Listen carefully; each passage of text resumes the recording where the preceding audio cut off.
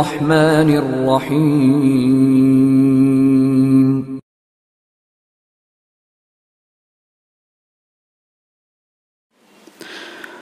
إن الحمد لله نحمده ونستعينه ونعوذ بالله من شرور أنفسنا ومن سيئات أعمالنا من يهدي الله فلا مضل له ومن يضلل فلا هادي له وأشهد أن لا إله إلا الله وحده لا شريك له وأشهد أن محمدًا عبده ورسوله وأرسل رسوله بالحق بشيرا ونذيرا وداعيا إلى الله بإذنه وسراجا منيرا. أعوذ بالله من الشيطان الرجيم من حمزه ونفخه ونفسه. بسم الله الرحمن الرحيم. يا أيها الذين آمنوا اتقوا الله حق تقاته ولا تموتن إلا وأنتم مسلمون. يا أيها الناس اتقوا ربكم الذي خلقكم من نفس واحدة وخلق منها زوجها وبث منهما رجالا كثيرا ونساء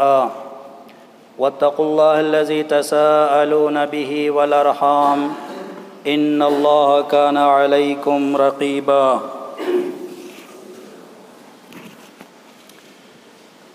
يا أيها الذين آمنوا اتقوا الله وقولوا قولا سديدا يصلح لكم أعمالكم ويغفر لكم ذنوبكم ومن يطع الله ورسوله فقد فاز فوزا عظيما. أما بعد فإن خير الحديث كتاب الله وخير الهدي هدي محمد صلى الله عليه وسلم وشر الأمور محدثاتها وكل محدثة بدعة وكل بدعة ضلالة وكل ضلالة في النار. رب اشرح لي صدري ويسر لي أمري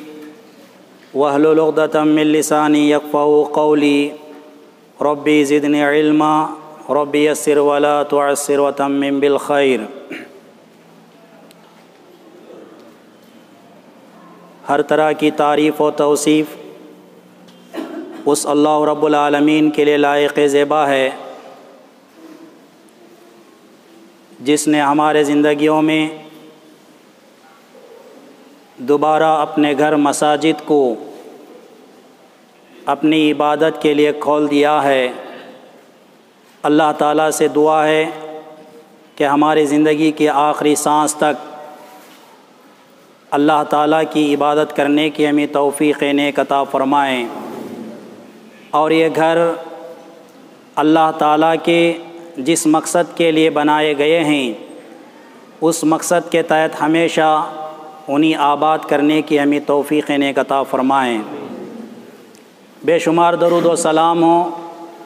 اس کائنات میں مبعوث کیے گئے تمام نبی و رسولوں پر، بالخصوص اس کائنات کے آخری نبی و رسول احمد مجتبیٰ محمد مصطفیٰ صلی اللہ علیہ وسلم کے ذات گرامی پر. اس مختصر سی حمد و صلوات کے بعد آج کے اس خطبہ جمعہ میں قرآن اور حدیث کے روشنی میں جس موضوع کے تحت اختصار کے ساتھ چند باتیں آپ کے سامنے گوشے گزار کرنے جا رہا ہوں، وہ موضوع ہے دور حاضر میں پھیلتی ہی وبا اور اس کے اسباب. برادران اسلام و خواتین، جیسا کہ ہم اور آپ اچھی طرح اس بات کو جانتے ہیں، پچھلے کئی مہینوں سے ایک خطرناک وبا ہمارے درمیان پھیلی ہوئی ہے. کرونا وائرس کی شکل میں، جس کی بنیاد پر کووڈ-19 کے نام پر بیماری لوگوں کے درمیان عام ہوتے جا رہی ہے. اس صورتحال میں جب بھی کوئی मुसीबत या परेशानी का सामना हमको करना पड़ता है तो सबसे पहले उसके वजूहात पर हमें गौर करना बहुत ही ज़रूरी है। ये हमारी ज़िम्मेदारी है। कोई भी परेशानी या कोई भी मुसीबत या कोई भी बीमारी हमारे ज़िंदगी में आ जाएं, ऐसी सूरत हाल में बहुत सारी ज़िम्मेदारियां हमारे ऊपर आयद होती हैं। उन तमाम ज़िम्मेदारियों में से सबसे पहली जो ज़िम्मेदारी है वो ये है कि उस बीमारी या उस मुश्किल या उस मुसीबत या उस तकलीफ़ की वजह क्या है, इसे जानने और पहचानने की कोशिश करें। अक्सर व बेशतर ऐसा नहीं होता। हम वजूहात पर बहुत कम तवज्जो देते हैं, बीमारी के इलाज और मुआलजे पर ज़्यादा तवज्जो देते हैं, जिसके लिए वक़्त भी खर्च कर देते हैं, पैसा भी खर्च कर देते हैं, तजुर्बात को भी लगा देते हैं। लेकिन ये वो तमाम चीज़ें हैं जिसकी असल बुनियाद मालूम करने के बाद फ़ायदेमंद साबित हो सकते हैं। तो लिहाजा चाहे वो कोरोना वायरस की शक्ल में बीमारी हो या इसके अलावा दीगर बीमारियां हों, जिसका अच्छा तजुर्बा हम लोगों ने कर लिया है, उसके बहुत सारे वजूहात में से सबसे अहम वजह क्या है, इसके बारे में इंशाअल्लाह मैं आपके सामने चंद बातें लाने की कोशिश करूँगा। हम मुसलमान हैं, हमारा दस्तूर कुरान और हदीस है, और किसी भी चीज़ को जिसका हम जब सामना करते हैं, यह हमारा दीनी फ़रीज़ा, अखलाक़ी फ़रीज़ा बनता है कि दीन के दायरे में उस चीज़ को रख कर के गौर व फ़िक्र करें। सुनन इब्ने माजा की एक रिवायत है जिसके रावी हज़रत अब्दुल्ला बिन उमर रज़ी अल्लाह ताला अन्हु हैं। वो फरमाते हैं, लम तज़हरिल फ़ाहिशतु फ़ी क़ौमिन क़त्तु हत्ता युलिनू बिहा इल्ला फ़शा फ़ीहुमुत ताऊन। अल्लाह के नबी सल्लल्लाहु अलैहि वसल्लम इस हदीस के अंदर बयान फरमाते हैं कि जब किसी कौम के अंदर बेहयाई और बेशर्मी के काम आम तौर पर किए जाते हैं, उस सूरत हाल में अल्लाह ताला उस कौम के अंदर अजाब के तौर पर ताऊन नाम की बीमारी को नाजिल कर देता है। और इसके अलावा ऐसी ऐसी बीमारियां समाज और सोसाइटी के अंदर अल्लाह ताला आम कर देता है जो बीमारियां के हमारे असलाफ के अंदर नहीं पाए जाती थी। असलाफ से मतलब क्या है? असलाफ का मतलब यह है कि जो हमारे बाप दादा गुजरे हैं, उनके गुजरे हुए ज़मानों में उन बीमारियों को ना हमने सुना था ना देखा था। ऐसे ऐसे अजीब व गरीब नित नए बीमारियां एक के बाद एक हमारे समाज और सोसाइटी के अंदर जन्म लेना शुरू कर देंगे। हदीस के इस टुकड़े से ये बात साबित होती है कि समाज के अंदर कोई भी बीमारी पैदा होने की अव्वल वजह उस समाज के लोगों के अंदर बेशर्मी और बेहयाई के काम आम होना। अगर हम इस बात को सामने रख करके हमारे समाज और सोसाइटी और इसके अंदर ज़िंदगी गुजारने वालों का सही तौर पर जायज़ा लें, आज इंटरनेट के ज़रिए से मोबाइल का इस्तेमाल करते हुए सारी दुनिया के अंदर फहश, बेहयाई और बेशर्मी के जो मनाजिर देखे और दिखाए जा रहे हैं, इस तरह की बड़ी मिसाल पिछले के किसी ज़माने में हमारे सामने नहीं मिलती। अहले इल्म ने इस बात की वजाहत फरमाई है कि इस बीमारी का अव्वल कारण, पहली वजह यही है कि बेहयाई और बेशर्मी के काम हमारे समाज और सोसाइटी के अंदर आम हो चुके हैं। जब ये बात हमारे नबी सल्लल्लाहु अलैहि वसल्लम से निस्बत होकर हमारे तक आती है, अब भी हम सुन रहे हैं, इससे पहले भी हमने सुना है, मैंने खुद इस हदीस को आपके सामने कई मरतबा बयान भी किया है। लेकिन कोई भी एक हुक्म अल्लाह और उसके नबी सल्लल्लाहु अलैहि वसल्लम की तरफ से हमारे सामने आ जाता है, अव्वल फुर्सत में हमारी जिम्मेदारी ये बनती है कि हम उस हुक्म को अपने ज़िंदगी में कमा हक़्क़हू अमल करने की कोशिश करें। لیکن آج وہ چیز ہمارے اندر نہیں ہے، چاہے وہ بے حیائی کے معاملے میں ہو یا اس کے علاوہ بے شمار ایسے غلط اور برے اور گناہ کے کاموں میں ہم نے اپنے آپ کو مبتلا کیا ہے، جسے آج بچنے کی ضرورت ہے۔ قرآن اور حدیث کے روشنی میں اللہ اور اس کے نبی صلی اللہ علیہ وسلم نے اس سے بچنے کا بھی حکم دیا ہے، لیکن اس کے بارے میں نہ ہم غور کرتے ہیں، نہ فکر کرتے ہیں، نہ اس بات کی کوشش کرتے ہیں کہ ان گناہ اور برے کاموں سے اپنے آپ کو باز رکھیں اور اپنے آپ کو دور رکھنے کی کوشش کریں۔ اس صورتحال میں اللہ تعالیٰ نے اللہ کے نبی صلی اللہ علیہ وسلم کے زبانی جو ان کی امت کے لیے حکم صادر ہوتا ہے اور امت کو وہ بات اللہ کے نبی صلی اللہ علیہ وسلم سے پہنچ جاتی ہے، پہنچنے کے باوجود نبی صلی اللہ علیہ وسلم کے امت کے افراد اللہ کے نبی صلی اللہ علیہ وسلم کے ان احکامات کی پامالی کرتے ہیں، نافرمانی کرتے ہیں۔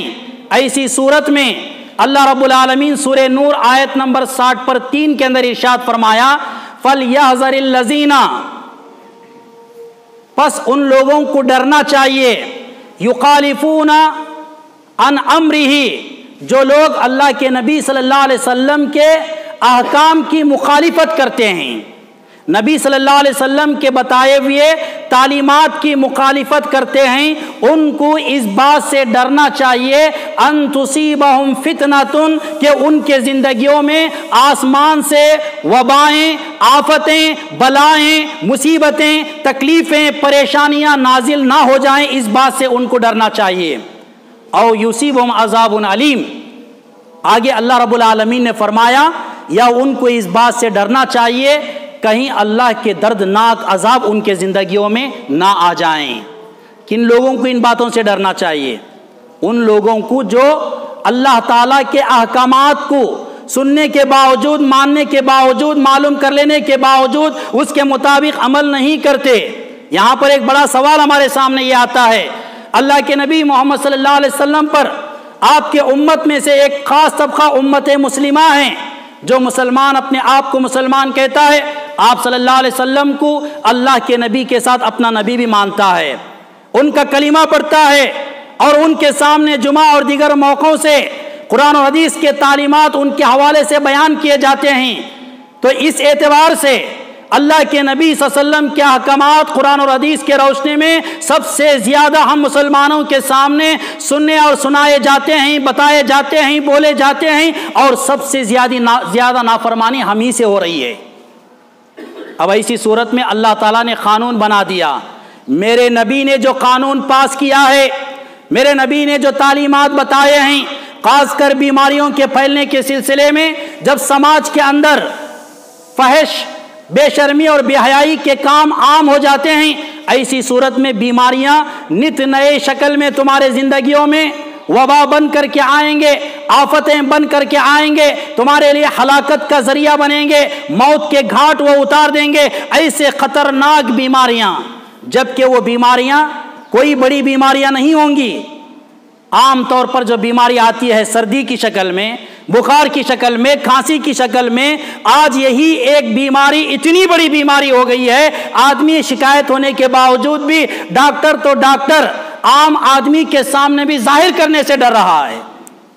اس صورتحال میں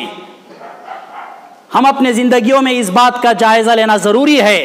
کہ کون کون سے نبی صلی اللہ علیہ وسلم کے احکامات اور اللہ تعالیٰ کے احکامات کی خلاف ورزی ہمارے زندگیوں میں ہو رہی ہے، مخالفت ہو رہی ہے، جس کی وجہ سے یہ تمام چیزوں کا ہم کو سامنا کرنا پڑ رہا ہے۔ تو اس کا علاج یہ ہے کہ آدمی کو چاہیے کہ اللہ کا ڈر و خوف اپنے دل و دماغ میں پیدا کریں۔ اللہ رب العالمین سورہ حدید آیت نمبر 16 کے اندر سوال کرتے ہوئے اپنے بندوں سے ارشاد فرماتا ہے، مخاطب ہو کر فرماتا ہے، الم یعن للذین آمنوا ان تخشع قلوبہم، کیا ان میرے بندوں کے زندگی میں جو اپنے آپ کو مومن کہتے ہیں، اللہ تعالیٰ سے ڈرنے کا وقت ابھی نہیں آیا کہ وہ اللہ کے ذکر سے اور اللہ کے اس کلام سے جو نازل کیا گیا ہے ان کے لیے اس کو سامنے رکھ کر کے اپنے دلوں میں اللہ کا ڈر خوف پیدا کریں۔ الم یعن للذین آمنوا، اللہ تعالیٰ کن کے دلوں میں اپنا ڈر دیکھنا چاہتا ہے؟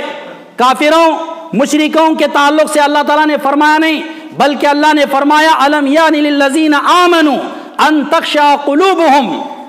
کیا وہ لوگ جو ایمان لائے ہیں اب بھی ان کی زندگی میں اللہ سے ڈرنے کا وقت نہیں آیا؟ اگر اس آیت کو موجودہ دور کے وبا سے جوڑ کر کے دیکھیں، کرونا وائرس کی شکل میں جس تیزی کے ساتھ یہ وبا پھیل رہی ہے اور لوگوں کے اندر موت کے گھاٹ اتار رہی ہے، چاہے اس پر ہم یقین کریں یا نہ کریں، دنیا اس بات کا ثبوت دے رہی ہے اور ہم نے اس کی مصیبتوں کو اپنے زندگیوں میں جھیلا ہے، اس کی تنگیاں کیا ہے اسے لاک ڈاؤن کی شکل میں محسوس کیا ہے۔ یہ تمام تر تقریباً پچھلے 4 مہینوں سے ہمارے سامنے ماحول ہے۔ اب یہ سب ماحول پیدا کرنے کے بعد اللہ تعالیٰ مومنوں سے سوال کرتا ہے الم یانی للذین آمنوا، کیا اب بھی وہ لوگ چھوڑ دو جو میری ذات پر ایمان نہیں رکھتے، بلکہ میں ان لوگوں کی بات کرتا ہوں۔ اللہ تعالیٰ کہتا ہے جو یہ کہتے ہیں کہ میں اللہ کی ذات پر ایمان لاتا ہوں، جن کے دلوں میں میرا ایمان ہے، وہ اس بات کا دعویٰ کرتے ہیں، وعدہ کرتے ہیں کہ ان کے زندگیوں میں بھی ابھی وہ وقت نہیں آیا کہ وہ اللہ تعالیٰ سے ڈریں۔ کیا واقعی ہم اللہ سے ڈریں؟ مسجدیں بند ہوئی، اللہ کے عبادات سے کیا کما ہم نے عبادت کیا؟ چلو مسجدیں بند ہو گئی تھی، عبادت کے لیے ہمارے پاس نہ جگہ تھی گھر میں، نہ موقع تھا، نہ کچھ، اگر یہ شکایت تھی، اب مسجدیں آباد ہو گئے ہیں، دوبارہ کھول دیے گئے ہیں۔ کتنے ایسے لوگ ہیں جو معمول کے مطابق نماز لاک ڈاؤن سے پہلے مسجدوں کے اندر پابندی کے ساتھ آنا جانا کرتے تھے، ان کے علاوہ کوئی ایسی تعداد ہمارے سامنے ہے جسے ہم کھل کر کے کہہ سکیں کہ واقعی